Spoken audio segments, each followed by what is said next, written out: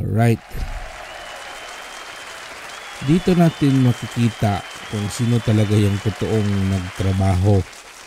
Sinong administrasyon talaga yung may totoong serbisyo sa ating sambayanang Pilipino. Ngayon si Dizon, Secretary Dizon, anong ginagawa? Sakit ng ulo palagi. Bakit?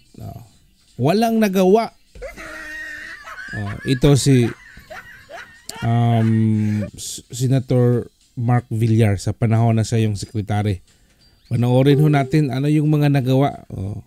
Ewan ko kung meron pa ba yung i-report yung meron ba yan silang may i-report yung administrasyon ngayon.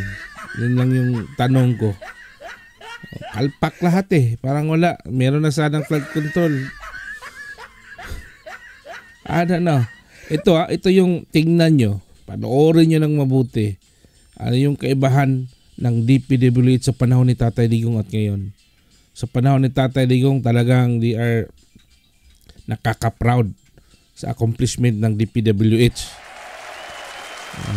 Meron silang report. Ang ganda. I don't know ngayon kung may report. Gumagawa pa ba din ng report? At ang daming mga foreigner ding satisfied. Pero nang ginawa nila ngayon, sinira. Sinayang nitong mga uplok. Kakagigil talaga itong mga taong to talaga. Pakdoorin nyo to mga loyalista. Magbibigay po ako ng overview ng implementation ng ating mga projects. Ito po ang first slide. Makikita nyo po, since 2016, paakyat po yung disbursements. So, ibig sabihin, nakapag-implement po ang gobyerno sa 2019 ng 696 billion pesos worth of projects. In fact, since 2016, this is the beginning of the term ni President Duterte, the government was able to implement 2 trillion worth of infrastructure projects. This is unprecedented in the history of our country. Wow. So, next slide, please. Ito ang comparison. Sa 2012, in the years 2012-2015, ang value ng projects na na-implement ng gobyerno ay 715 billion. In the years of 2016, for the same time period, under the term of President Duterte, the government was able to implement 2 trillion worth of infrastructure projects. So you can see almost 183% increase in the volume and scale of the projects implemented by this administration. So specifically, absolute value po, yun ang peso value po ng mga projects. Specifically, ano po yung mga projects na nagawa po ng Duterte administration? Una po, sa flood control, we've completed 6,022 flood control structures during the first half of the term. 14,670 kilometers of road that were constructed, maintained, upgraded, and rehabilitated. 4,507 bridges that were... Diba sa flood control na ginawa ng Duterte administration, wala kang narinig na palpak. Pagdating nitong administrasyon ngayon, puro palpak yung flood control na. Also constructed, widened, upgraded. 4,507 bridges. Rehabilitated and strengthened. So, constructed, widened, upgraded, rehabilitated, and strengthened. Ganyan katiba yung panahon ni Tatay Digong. And of course, 129,479 classrooms were built. 129,479 classrooms. Samantala ngayon, kahit dun sa dalawang numbers lang, hindi nga kayang abutin yung 79 na lang. Ay, nako. Yan na nga yung sinasabi kasi palagi kayong inaaway yung mga Duterte, i-impeach Inday Sara. Wala na talaga kayong ibang ginawa kundi pabagsakin ng mga Duterte. Paano mo yan mapabagsak yung Duterte? Ang daming classrooms nga. Classrooms lang yung basihan. 129,479. Mantakin mo yan.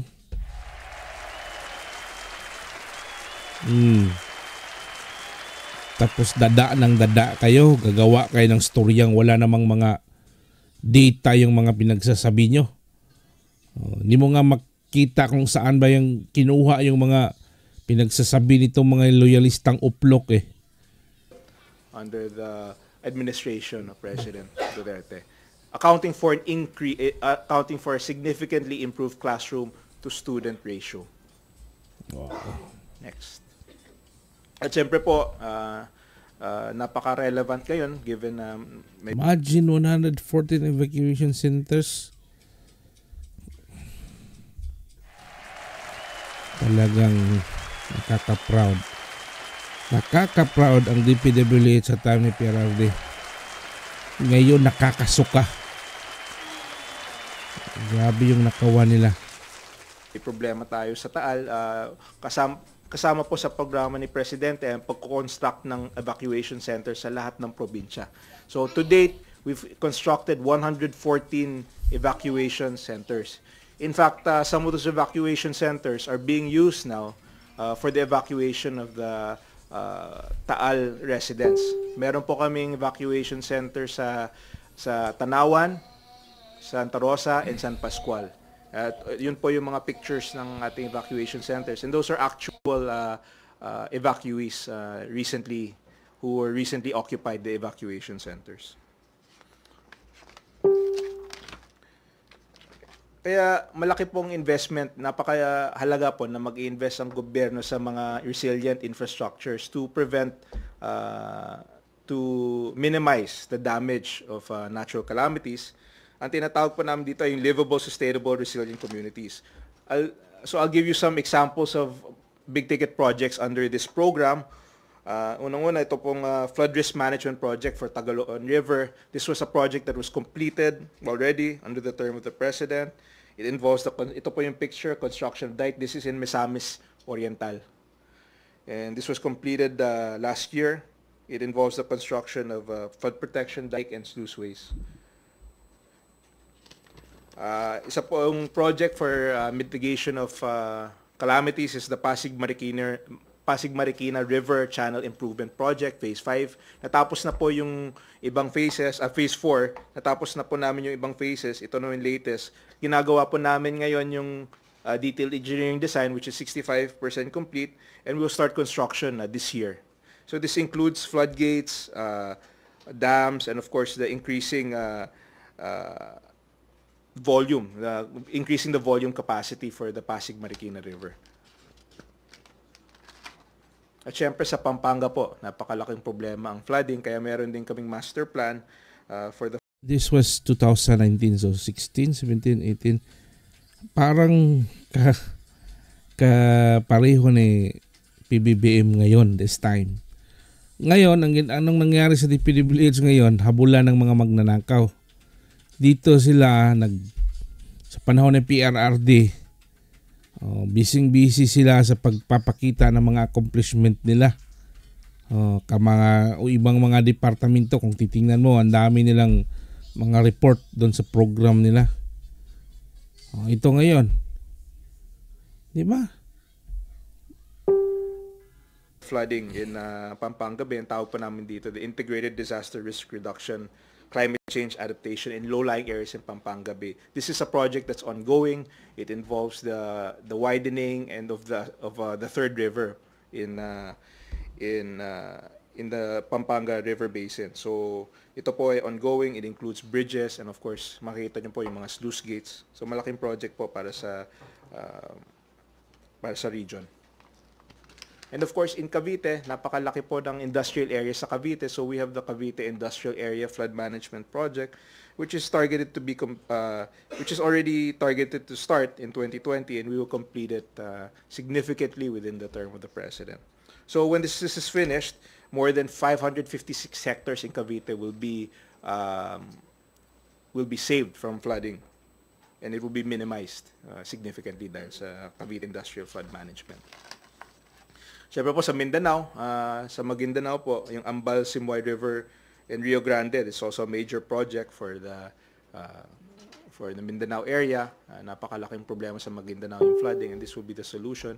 The Ambal, Simoy River, it also create a channel that will minimize the flooding and allow a outlet for Liguasan Marsh.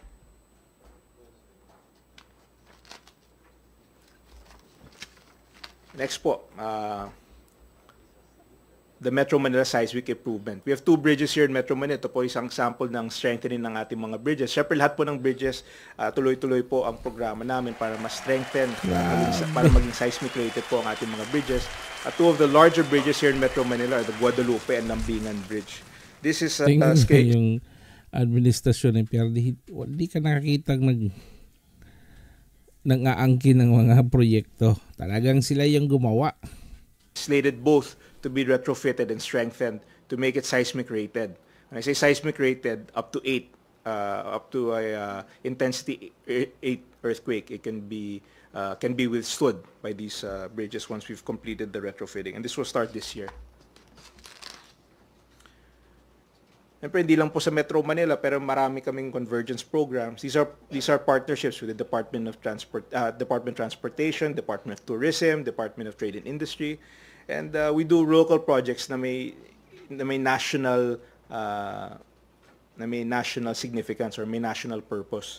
So ito po yung mga examples. Una po itong isang example ng aming convergence sa DOTR. We just completed the Panglao Airport, and the road network surrounding the new Panglao Airport was funded through the convergence programs. Makikita nyo po, ito yung actual road. We spent 200 million pesos to improve the road network in partnership with the Department of Transportation. Airport ng Panglao, napakaganda talaga. Very nice. Wala akong masabi. Sa mga nakataga Panglao dyan, shout out. Talagang ganda. Talagang sila yung makapagpatunay niyan. Transportation, which opened the Panglao Airport last year. Also sa Camarines po, Pasacao-Balatan Tourism Highway. This is also ongoing 40-kilometer road project to improve the tourism in Camarines Sur. That's ongoing. And of course, the Boracay Circumferential Road. We're all familiar with yung 6-month closure ng Boracay. At itong almost 1 billion, the government spent almost 1 billion pesos to rehabilitate. Hindi lang po yung road network, pati yung drainage system sa Boracay. So, at this point, natapos na po yung first phase ng Boracay Circumferential Road. And we are already more than 60% sa phase 2 ng Boracay Circumferential. Ito po yung malaking pagbabago dun sa Boracay. I went there 2009. Tapos nakabalik ako 2000, kailan yun? 23, 24. Ang ganda na. Sobrang ganda ng Boracay. Ganyan. Yun yung resulta ng ginawa ng dating administrasyon. yung mga pictures. You can see the difference. Gumawa na kami ng, kung dati po, there's a very narrow road previously, naging standard 6 meters plus a 2 meter sidewalk. Wow. So 10 meters ang nakuha namin. So may 2 meter sidewalk on each side, and there's a road network with drainage. Dati po kasi walang drainage po. Ngayon nakaroon ng drainage, nakaroon pa ng sidewalk. Makikita nyo po sa pictures yung before and after of the Boracay Circumferential Road. And dun po, ito yung port. Then makikita nyo po yung sidewalk. Dun po.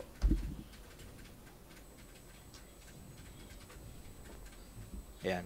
So, yun yung downtown. And ito po yung wetland area. So, makikita nyo po yung before and after. And the wider sidewalks. Pati yung mga utilities na transfer na. Ganda. And of course, binanggit po kanina ni Yusek yung mga losses natin sa traffic traffic. Almost 2.5 billion pesos a day. And actually even higher. So ano pong solution natin dito sa traffic? Una po yung binanggit ko po dati yung Luzon Spine Expressway network. The objective of the Luzon Spine Expressway is to connect the north to the south via high-speed highway network. Pag natapos po yung high-speed highway network, ang travel time po from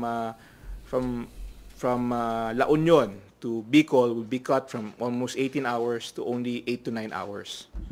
So kasama po sa Luzon Spine Expressway is of course the TPLEX, which is by this year, we are pushing to open the final Rosario exit And very soon, we will also approve and start the extension, yung TPLX extension, hanggang San Fernando.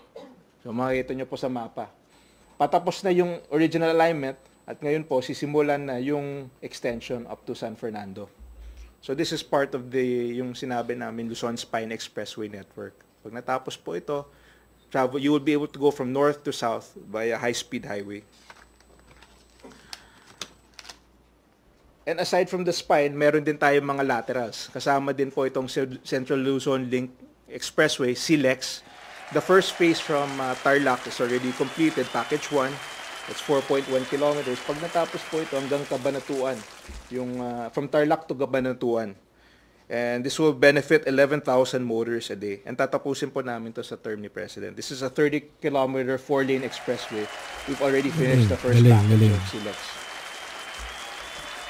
Ito po yung widening. Natapos na po namin yung arterial bypass at ngayon po wina-widen kasi 2 lanes ang first phase. Ngayon naman po nasa second phase na kami and we will be completing this also within the term. At this point, we are already at 75%.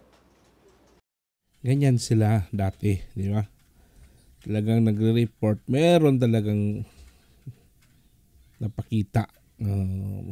Pero ang tanong ko, bakit kaya ang mga kada lugar, bakit ginawa talaga? Bakit sinunod talaga, no? Hindi kasi talaga yan sa namumuno. Yun yung sekreto doon. Kung yung namumuno ay talagang mapagkatiwalaan, ay katulad ni Tatay Digong, talagang susunod yung mga mga balbahutog dyan. For the construction. And at this point, hanggang Batangas, meron po tayong star toll pero wala pa tayong high-speed highway going to Quezon. So ito po yung TR4 which has already started construction. It's a 66-kilometer toll road. We've already acquired significant right-of-way sa TR4. Ito siguro 3 beses na to na inaugurate pero hindi pa nasisimulan. At this point, it's already civil works are ongoing. We've already acquired significant portions of right-of-way. And we're also targeting to finish this within the term of the President. So yung biyahe nyo papuntang Lucena, umabot din ng 4 to 5 hours. Pag natapos po ito, baka kalahati na lang. Baka 1 to 2 hours na lang po ang biyahe papuntang Lucena. And of course, after Quezon, itutuloy namin to hanggang Bicol, which is why the Quebecs, last year, we finished the final feasibility study for the Quebecs. So at this point, we're ready to start implementing. It's a 220-kilometer highway going to Bicol, and this will be the final leg of the Luzon Spine Expressway Network, the south portion. So we submitted to the NEDA, and it will very soon, we can expect ICC approval and implementation. Kasama din po ang Camarines Sur Expressway, which is a 15.2-kilometer expressway, which is also priority, and we also, civil works are ongoing. So ano po ang effect nito? The time between San Fernando and Pili will be reduced from 51 minutes to only 11 minutes. At syempre po sa Cebu, ongoing na po yung Metro Cebu Expressway, 73-kilometer expressway from Naga City to Danao City. Travel time from 3 hours to only 1 hour and 10 minutes between the two. And it's ongoing at this point, the segment of the Naga-Talisay boundary. So the first segment is already ongoing. Makikita nyo po yung picture ng Metro Cebu Express. Kumusta ho yung mga taga Cebu dyan? Paki-comment naman kung hindi pa tapos yan, ha? Expressway. Natapos na po yung Cagayan de Oro Coastal Road. This was a project that in the past encountered right-of-way issues. Tapos na naman. Tapos na po. So, tapos na naman. Yung Cagayan de Oro Coastal Road. Ongoing now sa Davao City Coastal Road. Ito po yung picture. As you can see, it's already in advanced stages of construction. The first phase. So it's an 18-kilometer bypass road which includes 9 bridges. And it's expected 10,000 travelers, at least 10,000 travelers per day. And napakalaking bagay dahil matraffic na po sa Davao at ito maging major bypass road sa Davao. So as you can see, there are already significant portions that were completed and we target to open first phase by this year. Nice. Isa pang project sa Davao, yung Davao City Bypass, which would be a 45.5 kilometer highway, which is also ongoing now sa Davao. And we also target to complete it significantly within the term of the President. At this point, it was the detailed engineering is ongoing for ordering packages. Originally 2 lanes, pero winaiden namin, so 4 lanes na siya. Wow. At ito po, gusto ko rin i-present dahil isa po sa mga commitments ni President Duterte is the decongestion of EDSA. So I'm sure many of you are curious kung ano pong status ng decongestion program ni President Duterte and what we can expect in the next few years. The value of the projects that will be implemented to decongest EDSA is 384 billion pesos. And ito po yung mga projects nakaline up para sa EDSA decongestion. You can see in the map, ito po yung blue, ito po yung EDSA. Ito po yung mga red. These are the projects that are the bypass roads. Of course, EDSA at this point, hindi na natin kayang i-widen. It's not cost efficient. So, ang ginagawa natin ngayon is gumagawa na kami ng mga bypass roads. And yun po ang strategy ni President Duterte. Gumagawa na siya ng mga skyways, mga bypass roads. So, I'd like to individually, ipapakita ko po kung ano po yung mga status ng ating mga roads. Ito po yung napaka-importante, yung Skyway Stage 3. This is it's a 18.3 kilometer viaduct connecting NLEX to SLEX. So makikita nyo po yung ongoing construction. Pag natapos po itong Skyway Stage 3, yung travel time from Makati to Balintawak, ngayon po, siguro kung gagamitin yung EDSA, it will reach almost maybe 1.5 to 2 hours. Pag natapos po itong Skyway, the travel time from Makati to Balintawak will be reduced to 15 to 20 minutes. What is the status of this at this point? Almost 76%, but at this point, maybe approaching 80% na yung construction. We're targeting to open this by April. So by April of this year, 100,000 cars will be relieved from EDSA. EDSA today, the capacity of EDSA is 280,000. The volume of traffic today is 400,000.